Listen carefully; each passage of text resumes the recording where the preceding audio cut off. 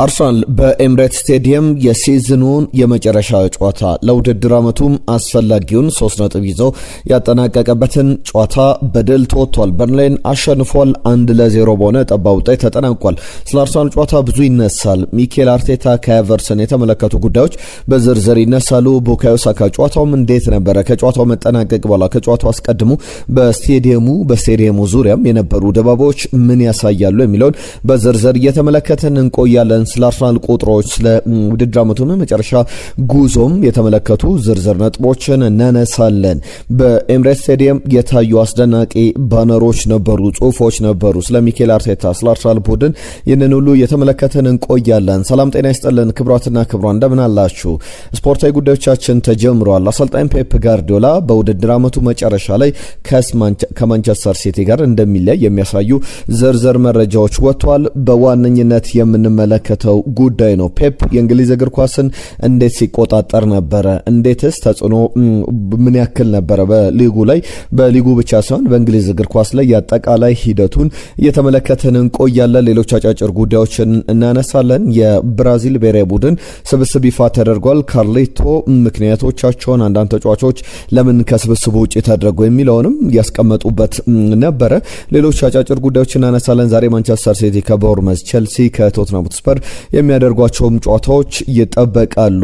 የእግር ኳስ ጨዋታዎችን በነጻ ስለመመልከትም እናነሳለን። በዚህ ጉዳይ ላይ ከሰሞኑ በጣም አነጋጋሪ ጉዳዮች ነበሩ። ይህንንም በስፋት እናነሳለን። ከማንቸስተር ዩናይትድ አማካዮች ጋር በተያዘ በአማራጭነት የተያዙ አማካዮችን ቁጥሮችን አንስተን እናነጻጽራለን። ካዜሜሮን ለመተካት ከካዜሜሮ ጋር እንዴት ይነጻጸራሉ?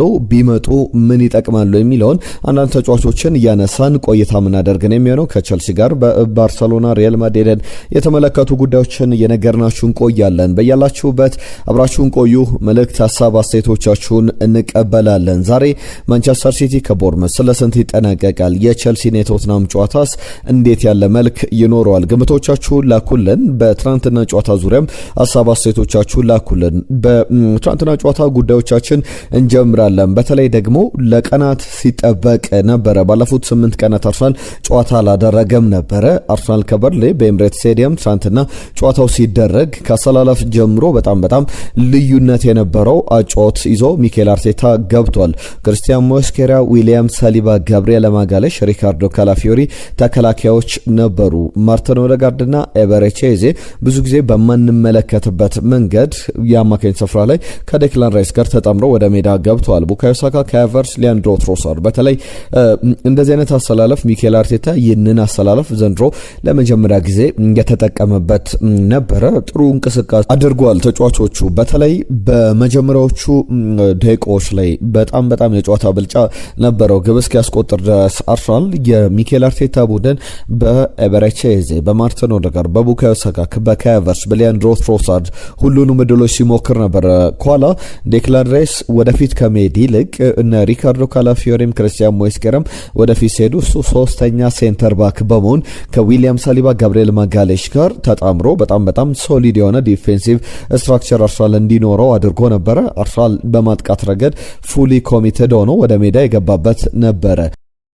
ከኤቨርስ 37ኛው ደቂቃ ላይ ከማዕዘን ምት ያስቆጠራት ግብ የጨዋታው ልዩነት ፈጣሪ ነበረች። ብቸኛም ግብ ሆና ተመዝግባለች። በዚህ አርሰናል 3 ነጥብ ይዞ ወጥቷል። ጨዋታው የሲዝኑ የመጨረሻ ጨዋታ ነው በኤምሬትስ ስቴዲየም እና በኤምሬትስ ስቴዲየም በጣም ደማቅ ድባብ ነበረ። ገና የአርሰናል ተጫዋቾች ወደ ስቴዲየሙ ሲቀረቡ ጀምሮ በኤምሬትስ የነበሩ ደጋፊዎች ከውጪ በጣም በደማቅ ድባብ ሲቀበሏቸው ነበረ። የጨዋታው የመጀመሪያ ደቂቃዎችን ስንመለከት በርንሌይ ለዋንጫ ለኤፍኤ ካፕ ፋይናል፣ ለቻምፒየንስ ሊግ ፋይናል የሚጫወት ይመስል ነበር እንጂ የመጀመሪያዎቹ ደቂቃዎች ላይ በጣም ውጥረት ነበረው። ከዛ በኋላ ግን ወደ አርሰናል ቁጥጥር ጨዋታው አመራ። በመጨረሻዎቹ ደቂቃዎች ላይ ደግሞ በተቃራኒው በተለይ አርሰናል አንድ ግብ ብቻ ማስቆጠሩን ተከትሎ አሁንም እድሎች አሉን፣ ግቦች እናስቆጥራለን በሚል በታሪክ ማህደር ላይ ለመመዝገብ ነበር ጉዟቸው። ምክንያቱም አርሰናልን ነጥብ ቢያስጥሉ በርንሌይ ነጥብ ያስጣለበት አመት ተብሎ በተለይ ዋንጫውን ቢያጣ አርሰናል እንደዚህ አይነት ተጠቃሽ ቡድን ስንየውን ነበረ። መውረዱን ያረጋገጠ ቡድን ነው። ማይክል ጃክሰን አሰልጣኛቸው፣ እነ ካይሊ ዎከር፣ ሌሎችም ግብ ጠባቂው ማክስ ቬስም ተመሳሳይ ነገሮችን ሲያነሱ ነበር። ጨዋታው አላለቀም፣ እኛ አልተሸነፍንም የሚል ሀሳቦችን ከጨዋታው አስቀድሞ ሲያነሱ ነበረ። ስለ ጨዋታው ብዙ ነገሮችን መናገር ይቻላል። በስቴዲየሙ ሚኬል ኖውስ የሚል ሚኬል አርቴታ ያውቃል የሚል ባነር በትልቁ ተመልክተናል። 3 ፋይናል ጨዋታዎች ብቻ ይቀሩናል የሚል ትልቅ ረጅም ባነርንም ይዘው በኤምሬትስ ስቴዲየም የአርሰናል ደጋፊዎች ተገኝተው ደማቅ ድባብም የተፈጠረበት ነበረ። በጨዋታው ላይ ብዙ ሀሳቦችን ማንሳት ይቻላል። አርሰናል ትናንትና ከቆመ ኳስ ነው ግብ ያስቆጠረው። ፍጹም ቅጣት ምቶችን ውጪ ስንቆጥር 19 የተለያዩ ጨዋታዎች ላይ በፕሪሚየር ሊጉ ከቆመ ኳስ ግብ አስቆጥሯል። ይህም ሁለተኛው ወይም ጆይንትሊ የሚቀመጥ ክብረ ወሰን ነው በፕሪሚየር ሊግ ላይ። በጣም ጥሩ ቁጥሮችን አሉት። 18ኛ ግቡን ነው ከሃቨርትዝ ለምሳሌ ትናንትና ሲያስቆጥር 18ኛ የአርሰናል የውድድር ዓመቱ የፍጹም ቅጣት የቆመ ኳስ ላይ የተቆጠረ ግብ ነው። በፕሪሚየር ሊግ ላይ አዲስ ክብረ ወሰን ተመዝግቧል። ከዚህ በፊት ዘንድሮ ቶትናምም 17 የማዕዘን ምት ግቦችን አስቆጥሯል። ከዛ ውጪ ግን ከዚህ በፊት እነ ዌስት ብሮም 16 ላይ ተቀምጦ ነበር። አርሰናል ዘንድሮ ክብረ ወሰኑን አሻሽሎ ነበር። ዳግም ክብረ ወሰኑን አሻሽሏል። ቶትናም 17 አሁን አርሰናል 18 ላይ የተቀመጡ ቡድኖች ናቸው። ከዛ ውጪ ግን ትናንት አነጋጋሪ የነበረው ጉዳይ እናንተም እስቲ ሀሳብ አስተያየት ስጡበት። የማንቸስተር ዩናይትድ ሌሎችም ደጋፊዎች አርሰናል ደጋፊዎች ብቻ አይደለም ከሃቨርትዝ ቀይ ካርድ ይገባው ነበር ወይ?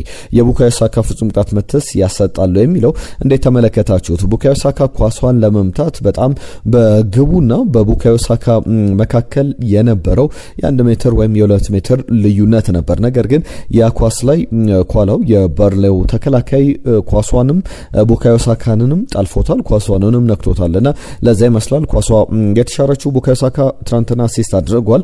50 አሲስት 50 በላይ ግቦችን አስመዝግቧልና ወይኒ ሩኒ ብቻ ነው ከሱ በእድሜ ትንሽ ሆኖ በዚህ ቁጥር ላይ መድረስ እየቻለው። በጣም አስገራሚ ነገሮች አሉት ከጨዋታው ጋር በተያዘ ለምሳሌ በአርሰናል ቤት 4ኛው ኦል ታይም አሲስተር ነው ወይም ብዙ ለግብ የሆኑ ኳሶችን ያቀበለ ዴኒስ ቤርካምፕ ዘነን ፍላይት ደሽማን የሚባለው ዴኒስ ቤርካምፕ 94 አሲስቶች አሉት 11 የውድድር ዘመኖች ላይ። ቲየሪ ዳንኤል ኦንሪ 9 የውድድር ዘመኖችን በአርሰናል አሳልፏል 74 አሲስቶች። ከዛ ውጪ 8 ሲዝኖችን ያሳለፈው ሴስ ፋብሪጋስ 7 አሲስቶች አሉት። አሁን ቡካዮ ሳካ በ8 የውድድር ዘመን እንደ ሜስቶዚል 50 አሲስቶች ላይ ደርሷል። ሜስቶዚል በእርግጥ 50 አሲስቶችን የደረሰው በ7 ሲዝኖች ላይ እንደሆነ ተመልክተናል። ለሁሉም አስፈላጊ ጨዋታ ነበረ። በጥሩ መንገድ የተጠናቀቀ ነው። ለአርሰናል በጣም ውጥረት የነበረው የመጨረሻ ደቂቃዎችን ተመልክተናል። አሁን ከማንቸስተር ሲቲ ጋር 82 እና 77 የ5 ነጥብ ልዩነት ይዞ በጎል ዲፍረንስም 43 ግቦችን ይዟል። ምን ማለት ነው የሚለውን እንመልከት። በእርግጥ ግቦችን በማስቆጠር ረገድ ማንቸስተር ሲቲ አርሰናል 69 ማንቸስተር ሲቲ 75 ግቦችን አስቆጥሯል። አርሰናል 26 ግቦች ተቆጥሮበታል። ማንቸስተር ሲቲ ደግሞ 35። በዛሬው ጨዋታ ላይ ባቻ ውጤት ቢጠናቀቅ የውድድር ዓመቱ ይጠናቀቃል ማለት ነው። ለምሳሌ ማንቸስተር ሲቲ 1-0 ቢያሸንፍ የመጨረሻው ጨዋታ ላይ ደግሞ አርሰናል ባቻ ውጤት ቢያጠናቀቅና በጎል ዲፍረንስ ሊጠናቀቅ የሚችልበት ሊጉ እድል አለው። ዛሬ ማንቸስተር ሲቲ ከቦርመዝ የሚያደርጉ ጨዋታ በጣም በጉጉት ይጠበቃል። ከዛ ውጪ የፔፕ ጋርዲዮላ መልቀቅ በትልቅ ደረጃ የሚነሳ ጉዳይ ነው። እሱን እንመለስበታለን። ማንቸስተር ሲቲ ከቦርመዝ ቪታሊቲ ሮድ ላይ የሚደረግ ጨዋታ ነው። ሁለቱም ለረጅም ቀናት ከ100 ቀናት በላይ ጨዋታዎችን አድርገው በፕሪሚየር ሊግ ላይ አልተሸነፉ። ማንቸስተር ሲቲ ለመጨረሻ ጊዜ የተሸነፈው ከ121 ቀናት በፊት ነው። ለመጨረሻ ጊዜ ደግሞ ቦርመዝ የተሸነፈው ከ135 ቀናት በፊት ባደረጉት ጨዋታ ላይ ነው። እንግዲህ በዚህ ጨዋታ ላይ ማንቸስተር ሲቲ የተሻለ ቅድሚያ ግምት አግኝቷል። በቪታሊቲ ሮድ 53.5 በመቶ ጨዋታውን የማሸነፍ ቅድሚያ ግምት አግኝቷል። ቦርመዝ ባለፉት 16 ጨዋታዎች ወይም 135 ቀናት ላይ አልተሸነፈ። ማንቸስተር ሲቲን ስንመለከት 14 ጨዋታዎችን በፕሪሚየር ሊግ ላይ ሳይሸነፍ ተጉዟል። ሲቲ የመጨረሻ የሊግ ጨዋታውን ከሜዳው ውጪ አድርጎ ባለፉት 16 የውድድር ዘመኖች 2 ብቻ ነው የተሸነፈው። እነሱም በብሬንትፎርድ 2021 እንዲሁም ደግሞ በብራይተን 2021 በብሬንትፎርድ 2022-23 የውድድር ዘመን ላይ ማለት ነውና በጣም ጥሩ ፉክክር ይደረግበታል ተብሎ የሚጠበቅ አይነት ጨዋታ ነው። ለማንቸስተር ሲቲም ለቦርመዝም አስፈላጊ ጨዋታ ነው። ሲቲ ነጥብ የሚጥል ከሆነ የውድድር ዓመቱ በአርሰናል አሸናፊነት መጠናቀቁ ይበሰራል። ቦርመዝ ነጥብ የሚያገኝ ወይም የሚያሸንፍ ከሆነ ነጥቡን 58 ላይ ያደርሳል። ከሊቨርፑል ጋር ያለውን የነጥብ ልዩነት ወደ 1 ያጠባል። የመጨረሻው ሳምንት መርሃ ግብር ደግሞ ይጠብቃል። በአውሮፓ ቻምፒየንስ ሊግ ላይ ለመሳተፍ 5ኛ ቡድን ለመሆን ምናልባት በመጨረሻው ሳምንት ላይ አስቶን ቪላ ተሸንፎ ሊቨርፑል አሸንፎ አስቶን ቪላ ወደ ታች ወርዶ የአውሮፓ ሊግንም ካሸነፈ ለቦርመዝ 6ኛ ደረጃን ይዞ ቢያጠናቅቅም የአውሮፓ ቻምፒየንስ ሊግ ላይ መሳተፍ የሚያስችለውን እድል ይዞ ያጠናቅቃል። ለቦርመዝ ሌላኛው እድል ከ7ኛ ደረጃ ላይ ከተቀመጠው አሁን ይህንን ጨዋታ የሚሸነፍ ከሆነ በቀጣይ በመጨረሻው ሳምንት ላይ ነጥብ የሚጥል ከሆነ በብራይተንም ሊበለጥ የሚችልበት እድል ስላለ ያንንም እድል አሳልፎ መስጠት አይፈልግም። ለማንቸስተር ሲቲ ደግሞ የውድድር ዓመቱ የሞት ሽረት ጉዳይ ነው። አሰልጣኝ ፔፕ ጋርዲዮላ ደግሞ ከማንቸስተር ሲቲ ጋር በውድድር ዓመቱ መጨረሻ ላይ እንደሚለያይ የተረጋገጠበት ነው እና በጣም አስፈላጊ መርሃ ግብር ነው። ግምቶቻችሁን ላኩልን። ጨዋታውን በተመለከተ የቼልሲና የቶትናም ጨዋታን የተመለከቱ ጉዳዮችንም ላንሳላችሁ። ቸልሲ ባለፉት 5 ጨዋታዎች በቶትናም ሆትስፐር አልተሸነፈም። እያንዳንዱን ጨዋታ ማሸነፍ ችሏል። 48% ደግሞ ጨዋታውን የማሸነፍ ቅድሚያ ግምት አግኝቷል። ሁለቱም ደካማ ቡድኖች የሚያደርጉት ጨዋታ ነው። አንዳንድ ጊዜ በጠንካራ ቡድኖች መካከል የሚደረግ ጨዋታና በደካማ ቡድኖች መካከል የሚደረጉ ጨዋታዎች ይገጥማሉ። እነዚህ ከደካማ ቡድኖች መካከል እንግዲህ ተላፍተው የተዳከሙ መራመድ የተሳናቸው አይነት የደከማቸው ሁለት ቡድኖች የሚያደርጉት ጨዋታ ነው። ለቸልሲ የባለፉት 5 ጨዋታዎች ከቶትናም ጋር ሁሉንም ያሸነፍ እንጂ በሚያስገርም ሁኔታ በጥሩ መንገድ የሚጠናቀቅ አይደለም። በቅርብ ያደረጋቸው የፕሪሚየር ሊግ ጨዋታዎች ባለፉት 4 ጨዋታዎች ላይ እያንዳንዱ ጨዋታ በፕሪሚየር ሊግ ላይ በጣም ደካማ ጉዞን ያደረገበት ነውና በስታንፈርድ ብሪጅም ጥሩ ጉዞ እያደረገ አይደለም። ቶትናምን ስንመለከት በስታንፈርድ ብሪጅ ከ35 ጨዋታዎች 1 ጨዋታ ብቻ እሱም 2018 ላይ 3-1 በሆነ ውጤት ያሸነፈበት ነው። በ11ዱ ባቸው ውጤት እንዲሁም ደግሞ 23ቱን ተሸንፏልና ደካማ ጉዞ ላይ ያለው ቶትናም ሆትስፐር አሁንም ከቸልሲ ጋር መጥፎ ታሪኮችን ይዞ የሚያደርገው ጨዋታ ነው። ሮበርቶ ዴዘርቢ ቡድን ከነዚህ 2 ጨዋታዎች ቸልሲና ኤቨርተንን ከሚገጥሙበት 2 ጨዋታዎች 1 ነጥብ ብቻ ማሳካት ይጠበቅባቸዋል። ምክንያቱም የጎል ዲፍረንሱ በጣም ብዙ መሆኑን ተከትሎ ነው። እሳቸውም አንድ አስተያየት ሲሰጡ ነበረ። ምንድነው ያሉት? ሁሉም ሰው ቶትናም ከሊጉ እንዲወርድ ይፈልጋል የሚል በቶትናም ሆትስፐር ላይ ጥላቻ እንዳለ የሚያሳይ አስተያየት ሰጥቷል። በ9 የግብ ዕዳ አለበት ቶትናም፣ ዌስትሃም ደግሞ 22 የግብ ዕዳ አለበት። እንግዲህ 10 ምናምን የግብ ዕዳ ልዩነት በማከላቸው አለ። ስለዚህ በአንድ ጨዋታ ያንን የግብ ዕዳ ይሸፍናል ማለት ለቶትናም ለዌስትሃም በጣም ከባድ ነው። ዌስትሃም ከሞላ ጎደል የወረደ ቡድን ነው ብሎ ከሊጉ መናገር ይቻላል። ሁለቱ ቡድኖች ቸልሲም የሚያሸነፍ የሚችል ከሆነ ነጥቡን 52 ያደርሳል። 52 ነጥብ ማለት ደግሞ እስከ 8ኛ ድረስና የዩሮፓ ሊግ ቦታ ላይ መቀመጥ ይችላል። በጣም አስፈላጊ ጨዋታ ለሁለቱም ቡድኖች ይደረጋል። ምሽት የማንቸስተር ሲቲ ጨዋታ 3:30 ላይ የሚጀምር ነው። የቸልሲ ጨዋታ ደግሞ 4:15 ሲል ይጀምራል። የመጀመሪያው 45 ሲጠናቀቅ የሚጀምር ጨዋታ ነው። ግምቶቻችሁን፣ ሀሳብ አስተያየቶቻችሁን እየላካችሁልን አብራችሁን ቆዩ። ስለ ፔፕ ጋርዲዮላ፣ ስለ ብራዚል ብሔራዊ ቡድን፣ ስለ ኔይማር ጁኒየር፣ ሌሎችንም ጉዳዮች ማንቸስተር ዩናይትድ፣ ቸልሲን፣ አርሰናልን የተመለከቱ ጉዳዮችን አሁንም እያነሳን እንቀጥላለን። ትናንትና ግን የእናንተ መልእክቶች መጥተውልናል። ሃይደር አርሰናል 2-1 በሆነ ውጤት በርንሌን ያሸነፋልና በጣም የሚገርም አቀራረብ ነው። ፕሮግራማችሁ ይመቸኛል። እናመሰግናለን ከልብ ለሰጠን ሀሳብ። ሰይፈዲን የጻፈልን መልእክት አለ። አርሰናል ያሸንፋል፣ ሲቲ ደግሞ ቻው ሲቲ ሚዜው ተብሎ ይዘፈንለታል። ግሎሪ አርሰናል የሚል መልእክቱን ልኮልናል። ይርጋ አርሰናል 3-1 ያሸንፋል ብሎ መልእክቱን ልኮልናል። ፓማባይ የዘወትር አድማጫችን ነው። መልእክቱ ልኮልናል። ከልብ እናመሰግናለን። አየለ ወልዴ 5-0 በሆነ ውጤት በአርሰናል አሸናፊነት ይጠናቀቃል ብሎ የትናንትና ጨዋታ ግምቱን አስቀምጦልን ነበር። አንዱ ዓለም ታፈሰ ካዜሜሮ ለማንቸስተር ዩናይትድ ምን ሰራ? እሱ በማድሪድ ነው የማውቀው ብሏል። በትክክል በማንቸስተር ዩናይትድ ምናልባት እንደ ክሬዲት እንደ ዋጋ የሚቆጠርለት ከሆነ በዚህ በያዝነው ውድድር ዘመን ያሳለፈው ጊዜ ነው። ከዛ ውጪ ባለፉት ዓመታት ላይ ካዜሜሮ ወደ ማንቸስተር ዩናይትድ አልመጣም ብሎ መናገር ይቻላል። መሐመድ ሹክረላ ሰላም ቤስቶች፣ አርሰናል 3-0 በርንሌን ያሸንፋል። ድል ለክለብ አርሰናል፣ የዘንድሮ ዋንጫ የኛ ነው ብሏል። ብሩኖ ፈርናንዴዝ ሁሌም ያው ብሩኖ ነው። የአሲስት ሪከርዱን በማጋራቱ እጅግ ደስ ብሎኛል ብሎናል። አሸናፊ ከደቡብ አፍሪካ። አርሰናል በርሊን በቀላሉ ያሸንፋሉ። የዋንጫ ጉዞውን ማሳመሩ አይቀርም። ዌስትሃም ወደ ታችኛው ዲቪዚዮን መውረዱ አይቀርም። ለቶትናም ጥሩ ድል ተፈጥሮለታል ብሎናል። ጀማል አህመድ የጻፈልን መልእክት አለ። ሰላም ቤስቶች እንዴት ናችሁ? በተስፋ የምጠብቀውና የምደሰትበት ዝውውር የማቴዎስ ፈርናንዴዝ እና የአርዳ ጉለር ነው ከዌስትሃምና ከሪያል ማድሪድ የሚል መልእክቱን ልኮልናል። ከዛ ውጪ አሸብር የኢትዮጵያ ታዳጊ ቡድን እንዴት ሆነ ብሎናል። ሞሮኮ ላይ ይገኛል። ከ17 ዓመት በታች ብሔራዊ ቡድናችን ጨዋታዎችን እያደረገ እንዳለ ይታወቃል። የመጀመሪያውን ጨዋታ ከግብጽ ጋር በጥሩ ጨዋታ ባቻ ውጤት አጠናቆ ሁለተኛውም ጨዋታ በጠባብ ውጤት። ሞሮኮ ማለት በቅርብ ጊዜያት ላይ በዓለም ዋንጫ በዋናው ቡድን የመጀመሪያው የአፍሪካ ብሔራዊ ቡድን ነው። ቶፕ 4 ላይ ወይም የመጨረሻ 4 ውስጥ መቅረት የቻለ ግማሽ ፍጻሜ መድረስ የቻለ። ከዛ ውጪ ከዓመት በታች ብሔራዊ ቡድኑ የዓለም ዋንጫን አሸንፏል ከወራት በፊት። የ17 ዓመት በታች ብሔራዊ ቡድን ሌሎችም በጣም ስኬታማ ጉዞ ላይ ይገኛሉ። ትናንትናም ከሰሞኑም የሚነሳው ጉዳይ ከኢትዮጵያ ከታዳጊ ቡድን ጋር ከሞሮኮ ጋር ያደረገውን ጨዋታ በጠባብ ውጤት 2-1 ተሸንፏል። ዛሬ ምሽት 4 ሰዓት ላይ ደግሞ እስቲ መልካም እድል በሏቸው ለታዳጊዎቻችን። ግምቶቻችሁንም ላኩልን። ኢትዮጵያ ከሞሮኮ ጨዋታ በኋላ ቱኒዚያን ትገጥማለች። ይህንን ጨዋታ ካሸነፈች ወደ ቀጣይ የኳታሩ የዓለም ዋንጫ ማለፍ እድሏ በጣም ሰፊ ነው። ስለዚህ ጨዋታም ነገ በስፋት እንመለስበታለን። እናንተ ግን ግምቶቻችሁን ላኩልን። ያሬድ ብርሃኑ አርሰናል 4-1 በሆነ ውጤት ያሸንፋል ብሎናል።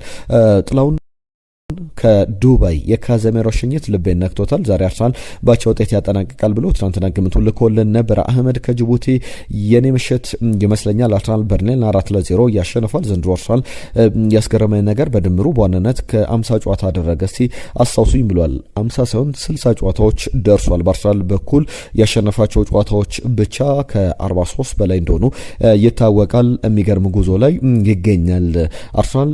ያንን በደንብ አንስተኗል። አለማየሁ ሰይፉ አርሰናል ዋንጫ ሲበላ እኔ 6ኛ ክፍል ነበርኩኝ። ሶኒ ራዲዮ ነበረች፣ በዛ ነበረ ቢቢሲ ስፖርት ላይ ተከታተልኩት። ዛሬ 22 ዓመታትን አልፏል። ወልቭስ ወራጅ ቀጠና ላይ ቢሆንም ያስፈራል። ድል አርሰናል ወልቭስ ሳይሆን በርሊን ነው ከአርሰናል ጋር የተጫወተው። ከዛ ውጪ ለአርሰናል 3-1 ያሸንፋል። እኛ ዋንጫው ሲበላ ለማየት ተዘጋጅተናል። ዶክተር አለማየሁ ከባሌ ጃራ የጻፉልን መልእክት ነው። ከልብ እናመሰግናለን። ሰላም ቤስቶች እንደከረማችሁ ለመረጃዎቹ እናመሰግናለን። ዛሬ አርሰናል 3-0 ያሸንፋል ብሎናል። አሽመልስ ከኳታር ዶሃ። ዘራይ ክብሮም ካልጋሪ ካናዳ አርሰናል 7-0 ያሸንፋል ብሎናል። ታሪኩ 3-0 ከደቡብ አፍሪካ ግምቱ ልኮልናል። ታሪኩ ከልብ እናመሰግናለን ሁላችሁንም። በዛሬም ባነሳናቸው ጉዳዮች ላይ ሀሳብ አስተያየቶቻችሁን ላኩልን። አሰልጣኝ ፔፕ ጋርዲዮላ ከማንቸስተር ሲቲ ጋር በውድድር ዓመቱ መጨረሻ ላይ እንደሚለያይ የተረጋገጠ ጉዳይ ሆኗል። ከኤፍኤ ካፕ ፋይናል በኋላ አንድ ቆይታ አድርጎ ነበረ። ከጋዜጠኞች በኋላ በፖስት ማች እንግዲህ ትለቃለ ወይ ተብሎ ተጠይቆ ነበረ። በፕሪማችም ፕሬስ ኮንፈረንስ ላይ ሩመር ናቸው እነዚህ በጭምጭምታዎች ናቸው የተረጋገጡ ነገሮች አይደሉም፣ ወይም ደግሞ ወሬዎች ናቸው፣ ዝም ብሎ ወሬዎች ናቸው ብሎ ከዛ በኋላ ወዲያው በፈገግታ ሆኖ አቬለቭሊ ኢቭኒንግ መልካም ምሽት ብሎ ተነስቶ በፍጥነት ነበር የወጣው። ያንን ጋዜጣዊ መግለጫ እናስታውሰዋለን።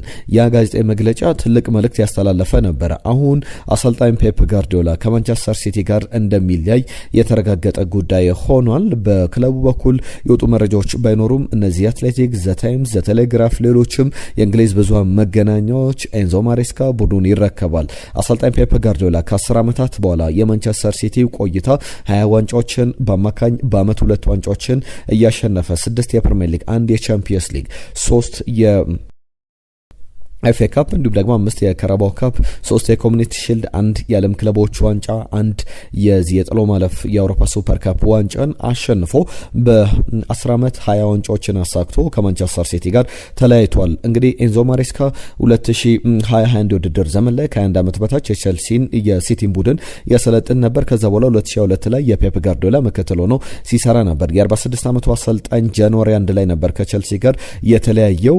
ቼልሲዎች ያውቃሉ ማንቸስተር ሲቲ ኦክቶበር ላይ፣ ጥቅምት ላይ፣ ህዳር ላይም አሰልጣኝ ኤንዞ ማሬስካን ለመነጋገር ሲሞክር እንደነበረና አሁን 2024 ጀምሮ ሌስተር ሲቲን ወደ ፕሮሞሽን ወደ ፕሪሚየር ሊግ ካመጣ በኋላ 2025 ላይ ቼልሲን ተረክቦ የዓለም ክለቦች ዋንጫን አሸንፏል፣ ኮንፈረንስ ሊግን አሸንፏል፣ ቼልሲን ለቻምፒየንስ ሊግ አብቅቶ ነበር። አሁን ደግሞ በሚገርም ሁኔታ የአሰልጣኝ ፔፕ ጋርዲዮላ ተተኪ እንደሚሆን እየጠበቀ ለመጨረሻ ሂደቶች ብቻ የሚጠበቁበት ነው። ጃንዋሪ 1 ጀምሮ ስራ አልባ ወይም ከስራ ውጪ እንደሆነ ይታወቃል። ፔፕ ጋርዲዮላን ግን በተመለከተ ኢምፓክት ያደረገው የእንግሊዝ እግር ኳስ በምን ያክል መንገድ ነው? እናንተ እስቲ ሀሳብ አስተያየቶቻችሁን ጻፉልን። የፔፕ ጋርዲዮላ 10 ዓመታት እንዴት ያለ ቆይታ ነበረው?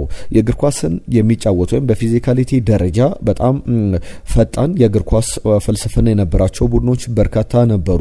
ፊዚካሊቲ ላይ ትኩረት ያደረጉ በጣም በካውንተር አታክ መጫወት የሚችሉ ፊዚካሊቲንም ዳይሬክትነስንም ኮምባይን ያደረጉ ሁለቱንም ያጣመሩ ቡድኖችን እንመለከት ነበረ። አሁን ግን በፔፕ ጋርዲዮላ ዙሪያ የሚነሱ ነገሮች ቢኖሩ በእንግሊዝ እግር ኳስ ላይ የቻምፒየንሺፕ ቡድኖች ጭምር ኳሱን ተረጋግተው በኮንትሮል ወይም ጨዋታውን ተቆጣጥረው ለመጫወት የሚሞክሩ ብዙ ቡድኖችን ተመልክተናል። እንኳን በፕሪሚየር ሊግ ያ ትልቁ ተጽዕኖ የፔፕ ጋርዲዮላ ብቻ ላይሆን ይችላል፣ ወይም ትክክለኛ እንደዚህ ዳይሬክትሊ ልናነሳው የምንችላቸው ነገሮች ባይኖሩም በቀጥታ ግን የእንግሊዝ እግር ኳስ ላይ ትልቅ ተጽዕኖ እንደነበረው ማንሳት ይቻላል። ባለፉት በተከታታይ ዓመታት የማንቸስተር ሲቲ ትልልቅ ሌጀንደሪ ተጫዋቾች ቡድኑን ሲለቁ ነበረ። ፓብሎ ዛባሌታ፣ በቀጣይ ዓመት ያያ ቶሪ፣ ከዛ በኋላ ቪንሶን ኮምፓኒ፣ ዳቪድ ሲልቫ፣ ሰርጂዮ አጌሮ፣ ፈርናንዲኖ፣ ኢካይ ጉንዶጋን፣ ኬቨን ደብሬነ። በዚህ ዓመት ደግሞ ባለፈው ዓመት በእርግጥ ኤደርሰን ካይሊ ዎከር ለቋል። በዚህ ዓመት ደግሞ በርናንዶ ሲልቫ፣ ጆን ስቶንስ ክለቡን ይለቃሉ። ናታናኬ ከነሱ ጋር ደግሞ ፔፕ ጋርዲዮላ ቡድኑን ለቆ ከማንቸስተር ሲቲ ጋር እንደሚለያይ ይጠበቃል። ሁሉም የፔፕ ቆይታን እንዴት ታስታውሱታላችሁ? እንዴት አይነት ቆይታ አለው?